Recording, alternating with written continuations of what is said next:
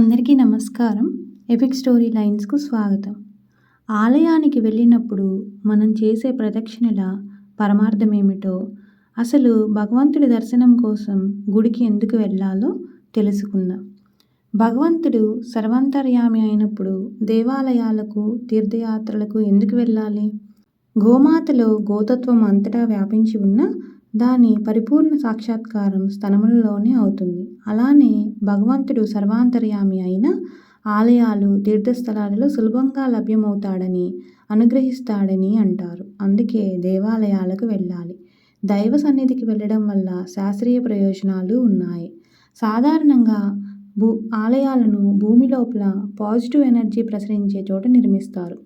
ఆకర్షణ తరంగాలు కేంద్రీకృతమైన చోట వేదమంత్రాలు రాసిన రాగి పత్రాన్ని నిక్షిప్తం చేసి దానిపైన మూల విరాట్టును ప్రతిష్ఠిస్తారు.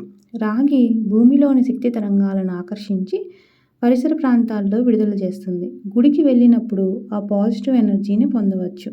భగవంతుడిని దర్శించుకుంటున్న సమయంలో గర్భగుడిలో దీపం వెలుగుతూ ఉంటుంది. మన ఎదురుగా కర్పూరాన్ని వెలిగించి హారతి ఇస్తారు. గంటలు మోగుతాయి.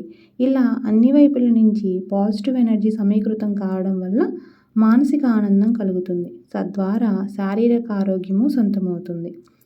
శివాలయంలో ఇచ్చే ప్రసాదాన్ని, పువ్వుని ఇంటికి తెచ్చుకోకూడదని అంటారు కదా, అది నిజమేనా? నిజమే. సాధారణంగా మోక్షాన్ని ప్రసాదించమని కోరేందుకు మనం శివాలయానికి వెళ్ళాలి. ఈ తత్వాన్ని అర్థం చేసుకోవాలనే ఉద్దేశంతోనే శివాలయంలో ఇచ్చిన ప్రసాదాన్ని, పూలని వెంట తీసుకురాకూడదనే నియమం ఆచరణలోకి వచ్చింది. శాస్త్రీయంగా చూస్తే ఒకప్పుడు శివాలయాలు ఊరికి చివరన శ్మశానానికి దగ్గరగా ఉండేవి. దాంతో ఆ ఆలయాల చుట్టూ శ్మశాన వాటిక నుంచి వచ్చే గాలి ప్రసరిస్తూ ఉంటుంది. ఆ గాలిలోని బ్యాక్టీరియా, వైరస్లు ప్రసాదం పైన చేరుతాయనే భావనతోనే దాన్ని ఇంటికి తెచ్చుకోకూడదనే సంప్రదాయం వచ్చిందంటారు. అంతెందుకు, శివాలయంలో కాసేపు కూర్చున్నప్పుడు కాలికి ఉన్న దుమ్మును కూడా దులిపి బయటికి వెళ్ళాలి అంటే కాళ్ళకు అంటిన మట్టి లేదా ఇసుకను కూడా మనం తీసుకెళ్ళకూడదని అంటారు. గుడికి వెళ్ళినప్పుడు చాలామంది ప్రదక్షిణ చేస్తూ గర్భగుడి వెనక వైపు తాకి నమస్కరించడాన్ని చూస్తుంటాం. అలా చేయొచ్చా? ప్రదక్షిణ చేసే సమయంలో గుడి వెనక భాగాన్ని తాకి నమస్కరించడం ఒక పొరపాటంటారు. శాస్త్ర ప్రకారం చూసుకుంటే ఆలయానికి వెనక భాగంలో అసురులు కొలువై ఉంటారట.